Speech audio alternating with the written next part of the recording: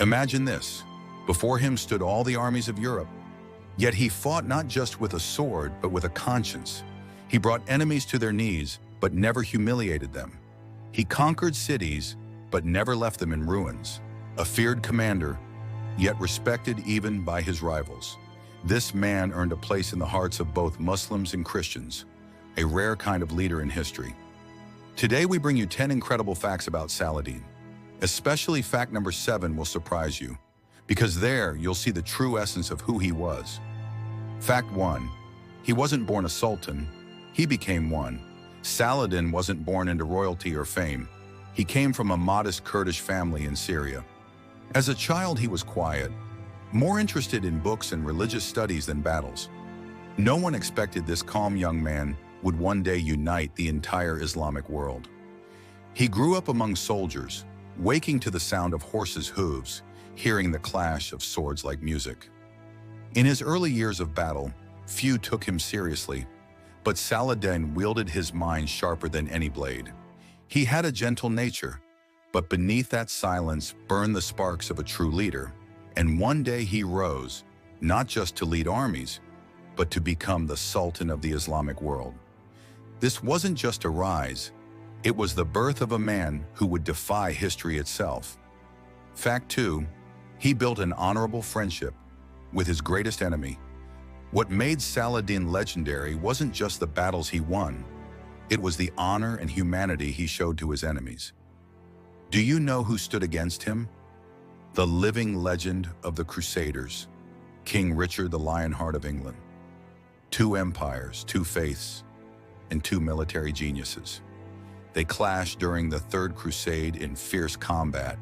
Each was a hero to their own people. Yet in the heart of this bloody war, Saladin sent Richard water and even a doctor when he fell ill. Why? Because for Saladin, victory wasn't just about land, it was about character. When Richard lost his horse, Saladin gifted him a new one, while continuing the battle on foot. Can you imagine such a gesture in today's world? These 2 rivals showed each other not hatred, but respect. And in the end, they agreed on peace. Jerusalem remained under Muslim control, but Christian pilgrims were allowed to visit freely. Saladin became remembered as perhaps the most honorable enemy in history. Fact 3. For Jerusalem, he showed mercy, not massacre. Many have conquered Jerusalem in history, but no one did it like Saladin. In 1187, after defeating the Crusaders at the Battle of Hattin, the path to Jerusalem lay open. The city had become a symbol of endless war and bloodshed. People whispered in fear, "Saladin is coming. There will be slaughter." But when he entered the holy city with his army, he didn't bring the sword. He brought mercy. He forced no one to convert. He took no prisoners. He didn't touch a single church. In fact, he paid ransom from his own pocket to free Christian women, children, and the elderly. He even allowed Christian pilgrims to enter and worship peacefully. What kind of conqueror does that? This was no mere general. This was a leader and a human being. He had the strongest army of his time, but his greatest power was his compassion. Saladin didn't conquer Jerusalem with blood. He conquered it with heart. Fact 4. He fought not only with the sword, but also with the pen. To call Saladin merely a hero of the battlefield is to diminish his greatness, because he was also a defender of culture, science, and intellect. Do you know what he would do first when he conquered a city? He would build libraries, support scholars, and open schools. Because he knew if the people are ignorant, no matter how strong the army is, the empire is weak. Saladin valued knowledge and literature as much as war. His palace wasn't just a fortress filled with warriors. It was a hub where scholars, poets, and doctors gathered. He had the works of thinkers like Al-Farabi, Avicenna, and Al-Biruni translated and drew inspiration from their ideas. There's a story that even during a short break between battles, he held a philosophical debate in his palace on the question, what is justice? Now ask yourself, how many commanders would pause in the middle of a war to reflect on the meaning of justice? For Saladin, the battle wasn't just over land, it was over minds and hearts. He struck down enemies with his sword, but fought ignorance with his pen. Fact 5. The leader who united divided sects. During Saladin's time, the Islamic world was far from united. Internal divisions, sectarian conflicts, and rivalries were just as dangerous as the Crusaders. Everyone believed they were right, but unity was nowhere to be found. Saladin saw the truth clearly. Without unity, there can be no victory. Though he was a Sunni Muslim, when he conquered Shia territories, he didn't use force. He used dialogue. Arabs, Turks, Kurds, it didn't matter. Saladin stood firmly against ethnic and sectarian discrimination. He ended the Fatimid Caliphate, but preserved their scholars and cultural achievements. His army that faced the Crusaders was made up of many nationalities and sects, all fighting shoulder to shoulder. He was sending a message to his people. We may be different, but the enemy is the same. Stay united. Saladin's power wasn't just in his sword, it was in his ability to gather people under one banner. And that unity became his greatest weapon. His mission was to reunite the Islamic world, and he worked tirelessly to bring peace and understanding between the various sects. Fact 6. He won with honor, not deceit. What set Saladin apart was the sharpness of his heart, not just his blade. Yes, he could defeat enemies in battle, but he refused to win by dishonor.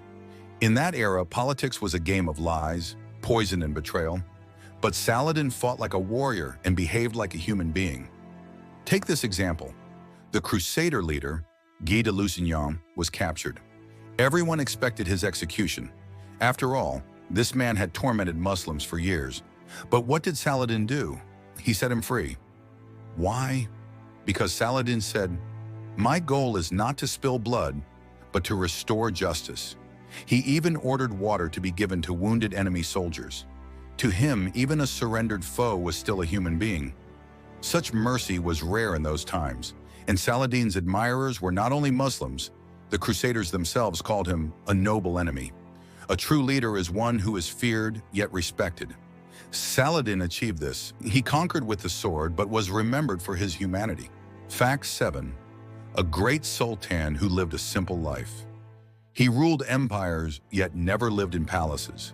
Saladin, the legendary sultan, commander of thousands, the liberator of Jerusalem, and yet his personal life, as simple as that of a wandering dervish, the ceiling of his palace, often just the sky. He lived mostly in tents near the front lines of battle. His bed wasn't a luxurious mattress, but the ground and a single blanket. Comfort didn't matter to him, justice and purpose did. One day, a close companion asked him, "My sultan, with all your victories and lands, why do you still live so simply?" Saladin replied, "Because this world is temporary. If a man wishes to write his name in history, he must touch hearts, not stone walls." When he died, he left behind no gold, no treasure, no land, just a few silver coins and some worn-out clothes. And his will, it said, "Wrap me in a simple shroud, for this world gave me nothing more than a tent." True greatness does not lie in splendor, it lies in humility. And Saladin was a leader who lived and proved that truth. Fact 8. Those who wept after his death, not just his own people. The year was 1193. Saladin, the great commander, the merciful leader, the conqueror of Jerusalem, was no longer in this world. His death didn't just mark the passing of a sultan, it signaled the end of an era. But here's the remarkable part. It wasn't only Muslims who mourned, Christians wept too. Even in Europe, soldiers and rival commanders who had fought against him for years were shaken by the news. Because in their eyes, Saladin was not merely an enemy, he was a symbol of justice and honor. One Christian historian wrote, "Saladin is dead, and humanity has become a little poor." His funeral was simple. There was no palace, no gold. His coffin was made of plain wood. A man stood above his grave holding a piece of cloth and spoke to the crowd. "Look, this great sultan conquered the world, but all he takes to the grave is this piece of cloth." As the earth was poured onto his grave, thousands stood in silence and tears. Everyone knew this was not the death of an ordinary ruler. This was the end of a just era. Saladin left behind no treasure, no palaces, no statues, but his name across time and religions remains spoken with respect. This is what true greatness looks like. When even your enemy speaks of you with tears, you've not just written your name into history, you've engraved it into hearts. Fact 9. His respect for books, equal to the sword. Saladin often carried a sword, but in the shadow of that sword, he also carried the light of the book. He wasn't just a commander of battlefields, but also a soldier of knowledge and thought. Whenever he set out on a campaign, his caravan included not only soldiers, but also scholars, writers, and physicians, because he believed, with a sword you conquer land, but with a book you conquer hearts and minds. Saladin could defeat his enemies with a blade, but he believed the future had to be built with knowledge. In his tent, on one side were war plans, on the other, literary and scientific works. It's said that even at night, after exhausting battles, he would read. One day a visiting scholar asked him, "Sultan, with all these wars around you, why do you still care about books?" Saladin replied, "Because the sword brings me victory, but the book makes me human." He encouraged the construction of schools. He funded children's education and raised teachers' salaries. He saw knowledge not only as a tool for religious scholars, but as a right for everyone.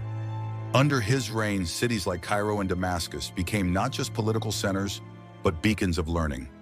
Saladin understood that while a nation's hands might hold weapons, without a thinking mind, freedom could never last. That's why, for him, the sword and the book, one was for defense, the other for the future. A true leader isn't just one who gains land. He's one who earns minds and builds futures. Saladin was one of those rare souls who did both. Fact 10, not just a commander. The Sultan who fixed a wheel. True greatness lies in simplicity. History remembers him as a mighty sultan, the conqueror of Jerusalem, the leader of thousands, the great Saladin. But he was more than a sword-bearing ruler. He was a man who walked among his people, who shared their burdens as his own. One day, as Saladin's army crossed the desert, one of the supply carts suddenly stopped. The wheel had broken. Everyone paused, unsure of what to do. They waited for an order, but instead of commanding, Saladin dismounted from his horse, rolled up his sleeves, and began fixing the wheel alongside the soldiers. The troops looked on, stunned. This wasn't a sultan's job, but Saladin calmly said, "To be a sultan is not to stand above. You must work like every wheel in the caravan. If one wheel stops, the whole caravan stops. If I lead this caravan, I must be ready to carry it too." This wasn't just the story of a broken wheel. It was the philosophy of true leadership. Saladin showed that greatness doesn't lie only on the battlefield. It lies in kneeling down when needed, in sharing the weight of the people's journey.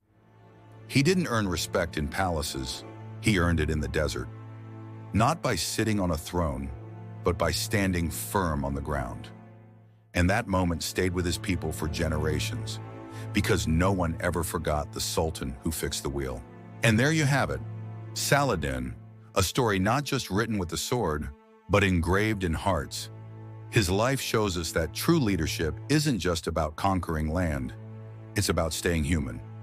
If stories like this make you think, if you love looking at history from a different angle, then subscribe to the channel and turn on notifications because many more unforgettable life stories are on the way.